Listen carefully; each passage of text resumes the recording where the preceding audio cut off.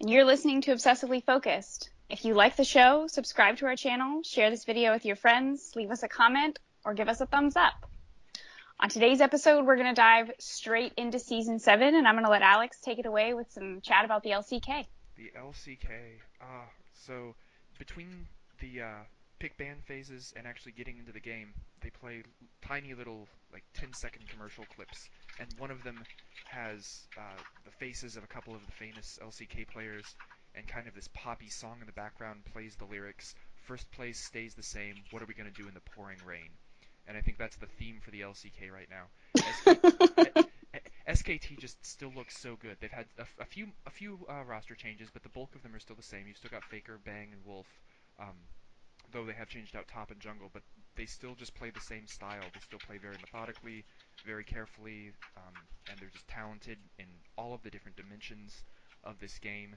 They even still have the same thing where they win the first game of the series pretty well, and then the second game is a total blowout in their favor. So they adapt extremely well. Um, so it's going to be interesting to see what SKT looks like throughout this year. Um, Tell me how good it's Huni incredible. looks. Um, really good. Yes! He looks really good. He's definitely gelling with the team very well. That's always been a big thing for SKT is having a strong top laner. That was a key for them was Marin back in what season 5 I think or Mm-hmm. season 6, um, when they were too focused on Faker, and everyone wanted to get on that mid lane Faker, and top lane Marin was just free to do whatever he wanted. I could see Huni filling in for Marin's shoes, especially in this meta, which we'll talk about a little later, the role of the top laner. The rest of the LCK looks pretty okay. There is kind of this gap with Samsung Galaxy having the same team. They still look like a second place at Worlds team. They're quite good. They could definitely give SKT a run for their money. And KT Rolsters also looks good. And then the other teams in Korea don't look quite up to that level. I do want to give a special mention to this one team though, Oliver's Barbecue. I'm not even their call sign, like the letters that go next to the players' names, are actually BBQ. It's incredible. Wow. It's a team that actually got picked up by a local barbecue joint, and on the debut game, they brought and catered like barbecue chicken for the audience at the studio, which That's uh, amazing. apparently was pretty good. The casters got to have some. They said it was tasty. Um, th- as a team, they're not particularly outstanding, but I do like what they're doing with building their franchise and reaching out for player interactions, um, pl- player Right, fan building interactions. Yeah, fandom. yeah. It's just incredible how much of a part of esports that is in Korea, and how that hasn't quite evolved to the same level in North America and Europe quite yet. It would be interesting to see that happen, as well as it's interesting to see a barbecue place of all things to pick up an esports team. We're kind of used to seeing technology like Samsung or South Korea Telecom. These things make a little more sense to be involved with esports. So to see someone kind of out of left field, a barbecue joint, be like, hey, this is good press for us. I guess they figured, everyone will come to our place after the games. Maybe I don't Right? know. Everyone loves Interesting. chicken. Definitely, definitely, especially not chicken that is apparently baked and then finished with a deep fry in olive oil. That's why they're called Olivers. Ooh, I see. So the upshot of that is one, really tasty food at some of these games, and two, just the different ways that esports franchises are building some of their culture and some of their fandoms. It's interesting to see new things always happening in esports like that. Is anything new happening over in the LPL?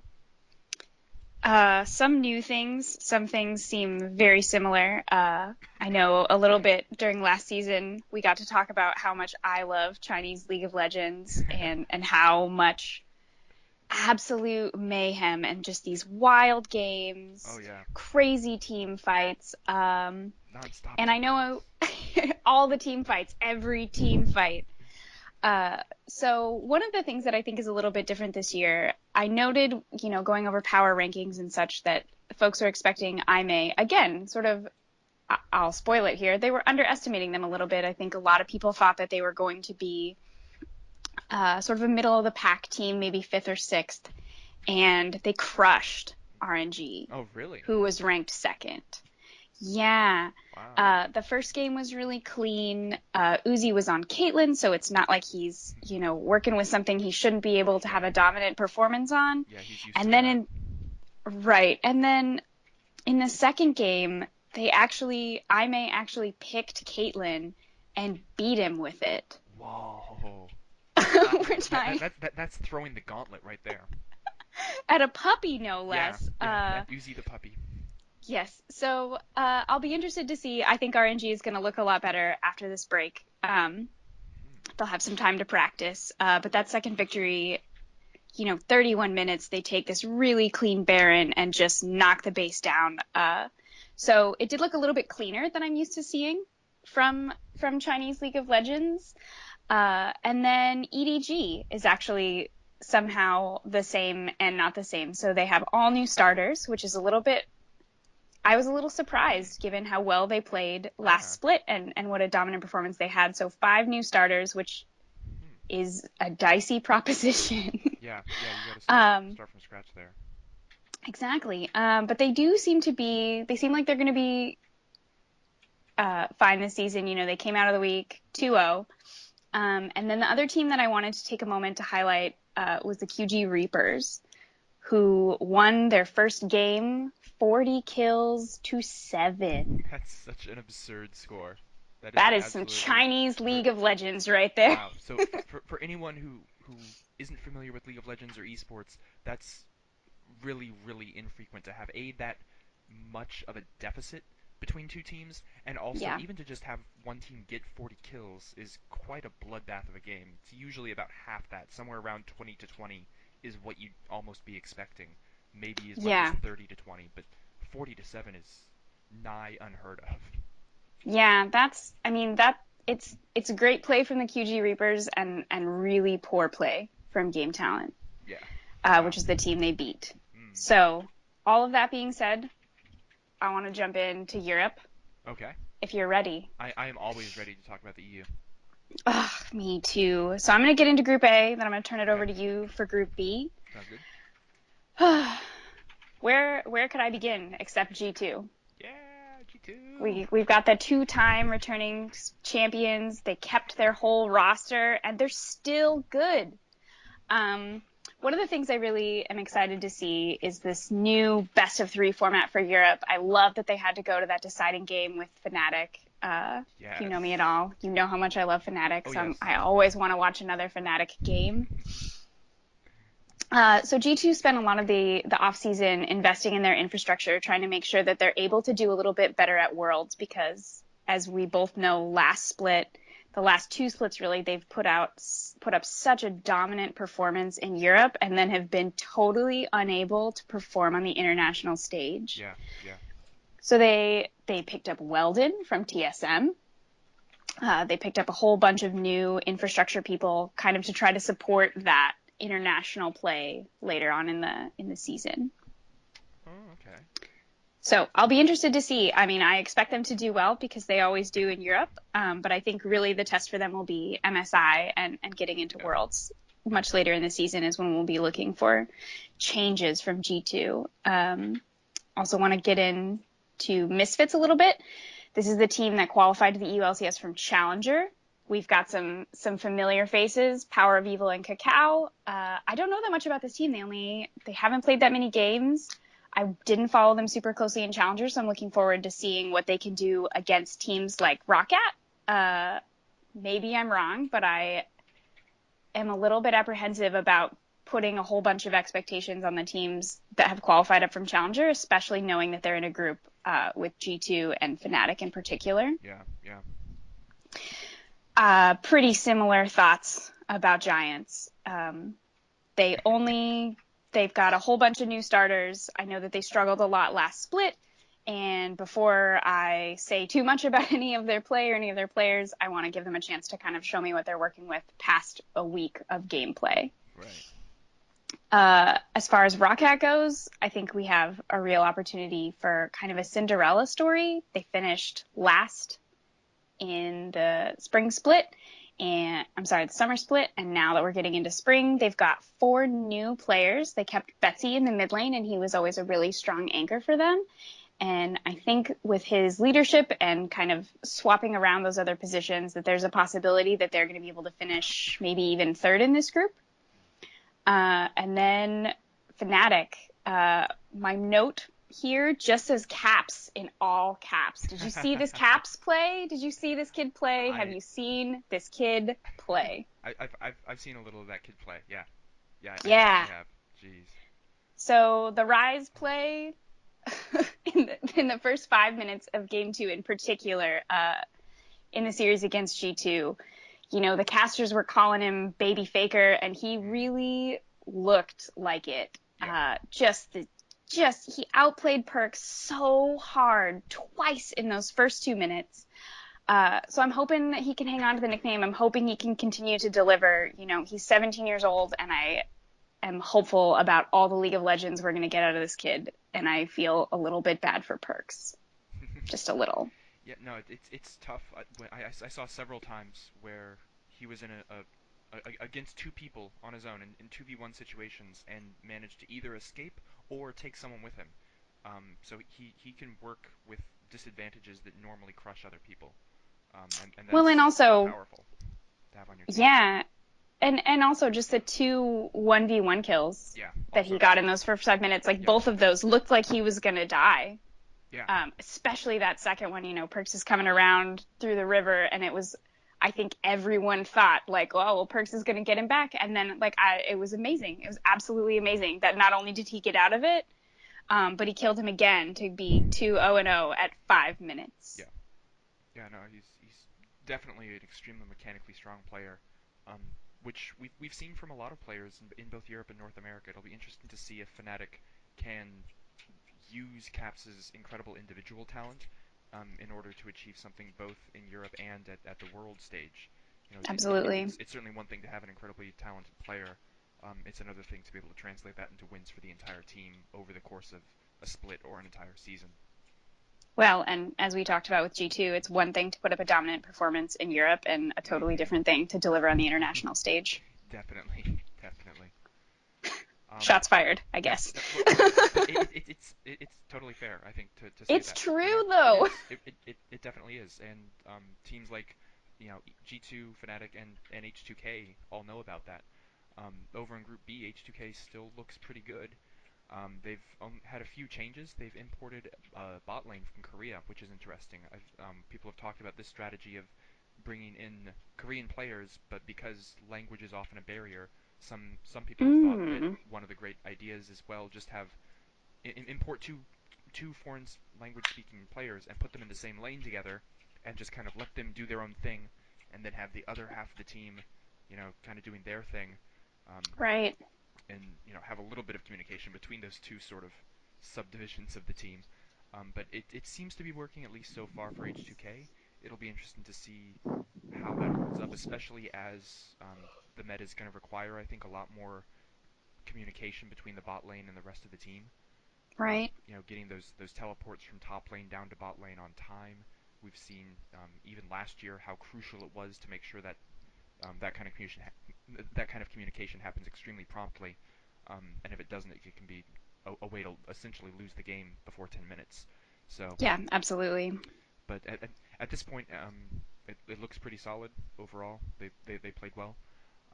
Unicorns of Love also look pretty good. There was one interesting thing that I noticed about the Unicorns of Love that I'm curious to get clarification on, because I'm not sure if it's kind of a glitch or a Or a temporary thing or mistake. a mistake. I don't know what's going on, but right now on the EU LCS website, one of the people listed as a support and a substitute player is a woman named Audrey Coent, and I don't totally understand who she is. Her Twitter account says that she is the content manager for the Unicorns of Love. So I don't know if she is that and is also a substitute player. I don't know if her name accidentally got on a wrong list, as sometimes happens with all the different paperwork and different organizations that have to fill out different stuff. So I'm not sure what's going on, but if that was actually true, I think that she would be the first official female woman listed on a roster for the European LCS. So that might be an actual first that's This out there. might be exciting, or Yeah, it might be a mistake. yeah. Well, it's a good question though, because if her name is actually on the paperwork, even if it's a mistake, it might still technically be a first, even if it wasn't That supposed is to be a very first. true. So like I say, I don't have enough information to really confirm or deny what's going on there, but I thought it was an interesting little footnote, at least at this point. Um, Vitality also has an interesting footnote, which is that they have um, three substitutes, and two of those substitutes are junglers. So So they have three they junglers? have a total of three junglers. That Dejoko seems is like a starting, lot. yeah, and then GBM and Mighty Bear backing up Dejoko. So I understand there have been some changes to some of the rules about substitution, um, which is that you can have more substitutes and have more freedom to have substitutes as the coach kind of wants, as well as more flexibility in subbing players in and out in the middle of series and seasons. Right. So I wonder if this could add other dimensions of strategy to the game, especially as all of the regions now have series that they play on a week instead of just a best of one game. They have best of two or best of three. So it could be interesting to see some teams take advantage of that, and particularly for Vitality, if they feel that the jungler is really the key in this meta, and they want to be able to have flexible jungler styles, and kind of throw their team off with these rapid changes in the course of a series. Could be interesting to see that. I thought it was very interesting when Easy Hoon and Faker were sharing the mid lane spot on SKT and would get switched out between games, and they had very different play styles, and that added to the difficulty of already trying to beat a very difficult team when you have this team that can change the way that they play, just from 1 hour to the next. Yeah, I think it reminds me a little bit of pinch hitting in baseball or Oh yeah, yeah. yeah, so when you have someone who you don't want to go up to bat, like maybe the catcher is usually not a great batter. If it's a really crucial point in the inning, there are rules that allow you to send up someone who's a much better hitter. Oh, okay. Uh, or if you have a pitcher who's like particularly good against, left-handed batters, you have the option to send up a whole bunch of right-handed batters, Mm, even though that's not the batting order. okay. Anyway, I digress. No, no, that's an apt analogy, I think. Um, Not a whole lot to say about Splice or Origin. Splice had tremendous growth last year. I'm hoping this is going to be their time to shine. Hope they don't have a whole lot of catching up to do from the off season. Origin is also interesting for me just because of all the veterans that are on the sub list for them: Peke, Cyanide, and Ariana. And lots of new names starting out. So I think Origin will do well if they can get the wisdom from their substitute bench out onto the active starting players. Um, Yeah, absolutely. Speaking of my nostalgia for seasons 2 and 3, Yeah, Dignitas is back in North American LCS, and I say it love seeing again. that. It's so good. Dignitas is back in the North American LCS, and I'm Yes. very surprised. I actually didn't know the organization was even still around, or even still had a League of Legends team. I thought maybe they were just doing other esports. But in a really interesting development, the Philadelphia 76ers, the basketball team, uh, Mm-hmm. that organization and franchise actually purchased Dignitas and Apex, and then kind of merged them back into the two into Dignitas, which is how they Right. got their spot. It's actually Apex's spot. Um, so it's super interesting, not just because I was a Dignitas fan back when it was Scara, failing his ward placements and getting Yi sets, but it's interesting to see this kind of business development and franchise development starting to move a little bit more with esports. Right now, I understand there's a whole lot of kind of things still under negotiation and still a lot of details trying to get hashed out with Riot and with various other organizations to try to set up kind of a franchise system. I think that's kind of the goal, is the impression that I get, having no official information really on this. Right. But things like the Philadelphia 76ers buying an LCS spot essentially are interesting. So it's definitely that's actually what I'm most excited for. I don't know that Dignitas's team is going to do super well. I think they'll do okay, but I think it's interesting to see the business and legal development side of what's going on Right. there. There's been so much basketball interest specifically. I know there Really? are football rumblings, but a lot of basketball. Yeah. I mean, Rick Fox was played for the Celtics and then played for the Lakers Oh, and now sure, owns Echo sure. Fox. Yeah. I think I read something a while ago, and I wish I had more information about how to find this yourself if you're interested, but about how basketball is also 5-on-5 and basketball arenas are set up in a really similar way to esports. And so there's a lot about basketball and particularly league that kind of go together. Interesting.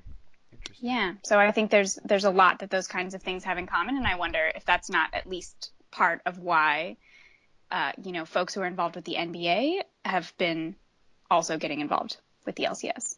Yeah, interesting. I hadn't thought about that, but that may be one of the easiest traditional sports for um, people to kind of connect with as far as Yeah, I esports mean, I goes. think Yeah. basketball and hockey are the two that, Hmm. are viewed kind of the same way and really similar as far as 5 on 5. Yeah. Hmm. Interesting. Interesting. Um, let's see. Other teams in North American LCS. The new jungler on C9 seems okay. Otherwise, C9 kind of seems like the same old team, which I wonder about that. We were talking a little bit about G2 and Fnatic and their dominance in their region and then their difficulties at Worlds. I wonder if C9 isn't maybe the North American example of that. That they do pretty well in North America and still do decently at Worlds. I think they've gone to quarterfinals like all three times they've gone to Worlds, but they haven't had outstanding performances. They haven't been as breakthrough innovative as they were when they in their first season, and haven't enjoyed the Right. same outstanding success. Their first season, I think they had just some incredible win rate and played really interesting, innovative games. Just haven't seen that from them. I wonder if they're getting not necessarily complacent in their effort, but maybe complacent in their approach to the game.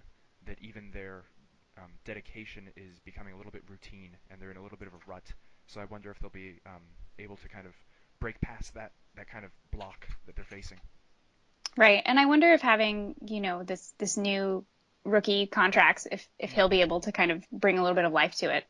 I hope I so. think Meteos is a skilled player, but I think that he maybe, if you're right about sort of this routine mindset, I think that going back to that same old jungler or someone that they'd played with before might not have addressed it in the way that maybe someone, newer and hungrier maybe Yeah, uh, might have the capacity to reinvigorate that roster. yeah, yeah. There's a lot to be said for some of the newer players and the just sheer energy that they can bring to a team that can be invigorating, but also um, kind of provide a new perspective, or at least a new opportunity to have a different perspective, which is Oh maybe yeah, the NA rookies are yeah, looking real good this year. yeah, oh yeah, definitely good and definitely full of a lot of energy. Um, like on Team Liquid, I was a little surprised initially to see that Link, who has a lot more experience, is actually the substitute behind Golden Glue, who has been around for a long time but has always been around as a substitute.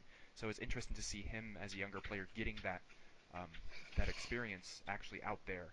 Um, which so far he looks really good there. Team Liquid in general looks like a really interesting lineup because all of those players have a lot of individual skill, but I always think of those players as also being some of the best ones for coordination and communication and just like getting along with their teams and having good team spirit and team unity.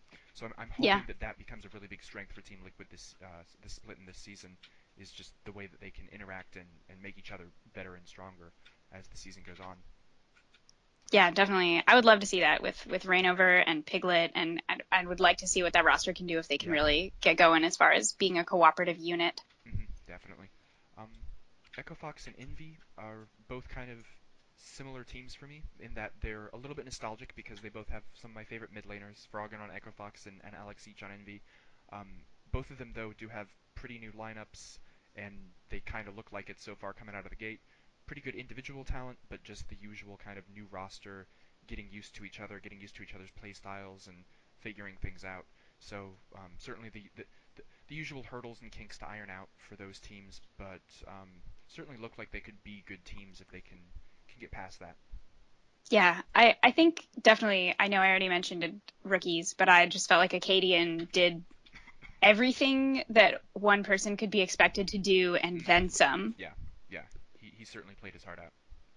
And Speaking of those just a new really players, dominant week 1 performance. yeah, yeah, yeah. He's certainly one of those examples of one of those new players who just looks really hungry and really talented. Absolutely.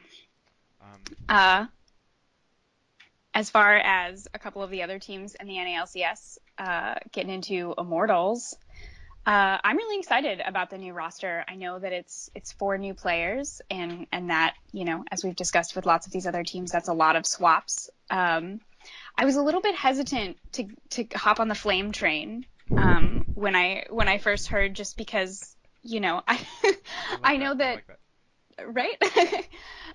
I know that other people have nostalgia, but I had not found League yet when Flame was having his Oh. Flame Horizon days. Hmm. But that Fiora Quadra kill, Yeah. holy Yeah. cow, it was so hype. It was really good. Um, Wow. and also, there's been some really great coverage about him and his journey, and kind of about him as a person, on ESPN Esports, and I'm on board. I'm ready. I'm ready for Yeah. the Flame train to leave the station. All the way to the playoffs is where we're going, Okay. baby. I like that. I like the sound of that. Yeah. Um, Initially, again, when I first heard that Dardoch had joined the roster, I felt some apprehension. I had just watched Breaking Point. I think I had just Yeah. finished it like the day or the day after Oh wow. the announcement. And I understandably, I think, felt a little bit hesitant about it. But just having heard him in interviews, I saw him on Yahoo Esports. I saw him after their games at the LCS over the weekend, just speaking about how healthy he thinks the team dynamic is, and how much more productive he feels, and how supported, and how healthy the environment seems to him. I'm really, really hopeful that we're going to see a much more uh, like a much more mature performance from him. And I think, being surrounded by that environment that he feels much more supported in is going to be a big part of that. Yeah, definitely. That makes sense. Additionally, I very recently learned that he's only 18 years old. And so That just both, blows my mind. I know. It So really my does. hope for his maturity, I gain hope for seeing a mature performance from him, learning that he's so young. And also knowing that Immortals locked him into a 3-year contract, which I think is fantastic. Yeah, yeah, that's a huge commitment from Immortals, which I think and hope that indicates the kind of investment that Immortals wants to make, and give Dardoch the kind of an environment where he will kind of grow and uh, rise up to that sort of leadership role that I could definitely see him taking as he spends more time in that environment. Yeah, absolutely. Speaking of people who used to play for Immortals, I want to talk about Mhm. TSM a little bit. Okay, I'm sure we'll have lots of time to talk about TSM. of They course. always seem to find a way to Mm, get into the spotlight. And I am kind of excited the Turtle is back, but I felt like after week one, I wonder if they don't need Double Lift for some shot calling and some leadership. Um, the matches against Immortals were so long and so close, and while I don't think there's much luck involved in League, I do think the matches that they won could have gone either way. Constantly getting all the way down to that last mm, team fight. yeah. That it, I just think that it didn't look like a polished, dominant performance, which is sort of what I was expecting from them. And additionally, watching them play against C9, they just looked lost. Yeah. I expect Cloud9 to be good, of course, and I think that Cloud9 is very good, but I also have really high expectations for TSM just all the time. Yeah. And I felt like their series against Cloud9, it didn't look like they were ready to start the split. It's like, Yeah. guys, it's game time. Yeah, I could see that. You're Yeah. on the stage. We gotta go. Yeah, there was a sort of sleepiness to their play in that regard. They were just Yeah, slow on a lot of objectives and rotation, and yeah, it just absolutely, wasn't the crisp play that we expect from TSM, especially after the end of last year. Yeah. totally. When it comes to FlyQuest, Ah, I FlyQuest. know. I think the name is terrible. I think the Really? logo is terrible. I think the jerseys are terrible. But High is on this team, and so I'm willing to set it all aside and get excited about High and Lemonation and Balls because they're back again. Some of our favorite Uh, players. oh my gosh, I'm so excited to see High in the mid lane. I love the way that he influences the game. I think that he is just so, so entertaining to watch. And I'm really interested to see, FlyQuest had a really great week one, and I know that that I don't think 1 week is enough to tell us very much about about anyone's ability. And so I'm interested to see if they're able to kind of keep up over the course of the split. I know there were questions about mechanics and about being able to keep up with the meta. All of that being said, I think one of the things that's really interesting about this team is they are the only North American team with an All-American roster. Hmm. And so I think, earlier you mentioned about the importance of communication in the bot lane and having those teleports come in on time and are we going to see a meta where communication is really important and how big of an advantage is FlyQuest going to have having five players with the same native language? Yeah.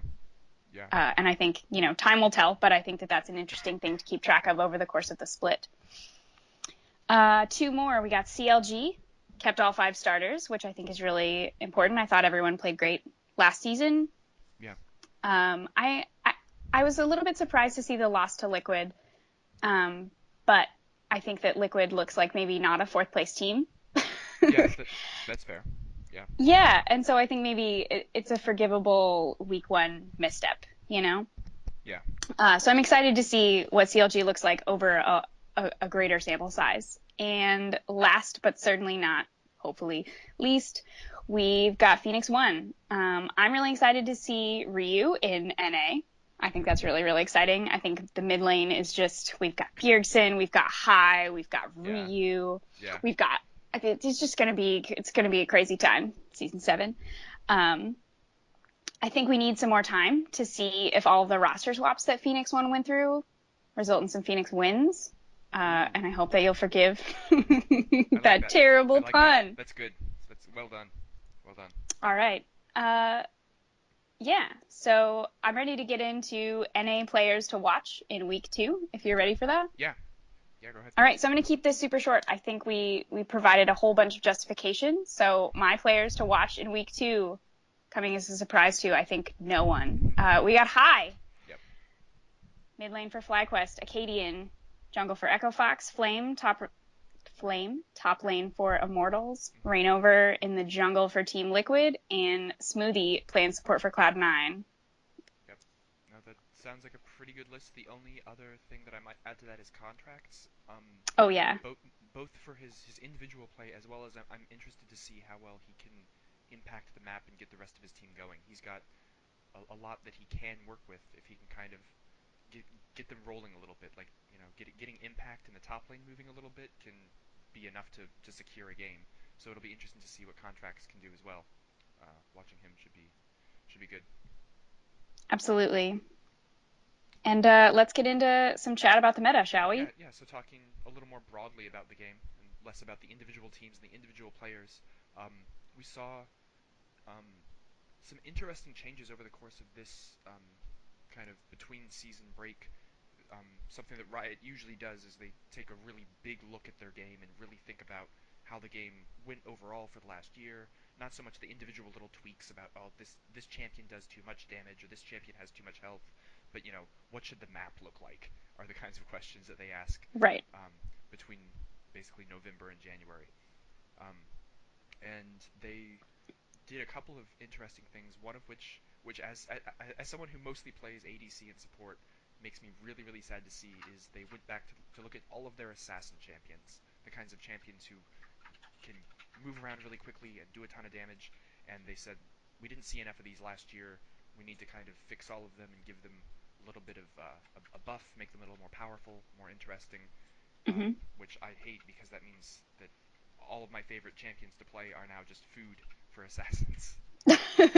Um, and it's apparently not just me that feels that way. Apparently, a lot of the internet and forums um, have been talking about this so much so that even casters have been talking about it during the games. That there are some questions about uh, what the role of some of these squishy champions, or what we sometimes call them, champions who don't have a lot of health or armor and are very susceptible to getting destroyed very, very, very quickly, literally in the blink of an eye. So we've already seen some interesting adaptations to that. We've seen some people in support roles who we don't normally see. Um, Misfortune came out Misfortune. at the at Worlds. We saw Misfortune, brought to Right. us by our beloved Rocks Tigers. Um, Absolutely. even this year, we've also seen Malzahar become a very popular pick, who's normally thought of as a mid laner, and Zyra has remained popular for many months now. The kinds of supports that are usually doing a little more damage, and we haven't seen the really aggressive um, crafty sorts of attack damage carries. We've seen more the kind of people who stay in the back and stay safe, the Varus, Caitlyn, and Ashe kind of picks. Um, so Well, it'll and be I think interesting to even see. when we see, oh, sorry. I was just gonna say it'll be interesting to see kind of where that goes. If they keep just picking the safe ones, or if some teams want to try and do some crazier things with picking totally offbeat champions that are never seen down there, just because it doesn't seem like it's safe to pick some of the more traditional picks anymore. So it'll be interesting to see what kind of a cascade effect this has on shaking up some of the pick choices. What were we gonna say? Sorry. Yeah, that's okay. I was just gonna say I've seen a couple gins sprinkled in here and there. Mm-hmm. But the problem with him seems to be over and over and over that we get the curtain call going, and then exactly what you're saying, these assassins just jump on him. Yeah. And at the best case scenario for the Jin is that your ult gets interrupted and you get away. Yeah. Um, but I, I think every champion and certainly the AD carry wants to be able to finish that ultimate for to Yeah. to have the impact on the game. Even your ult getting interrupted Mm-hmm. is a huge thing. It doesn't feel great, I'll tell you that much, especially not if it gets interrupted for you to die, which is often what's Right. going to happen. Um, but yeah, just in general, it'll be interesting to see how picks get affected. We'll talk a little bit more about that when we talk about whether or not picks are really affected by some of the other changes. But that's that's my um, observation slash personal gripe about that Are you ready for particular mine?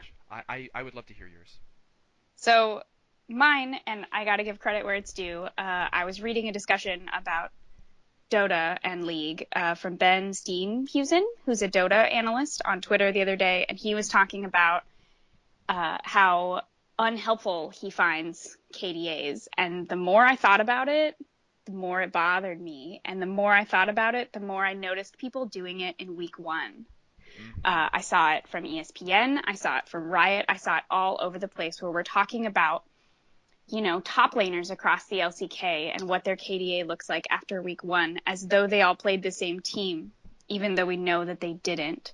Or as though this single number tells us something really, really important about the game.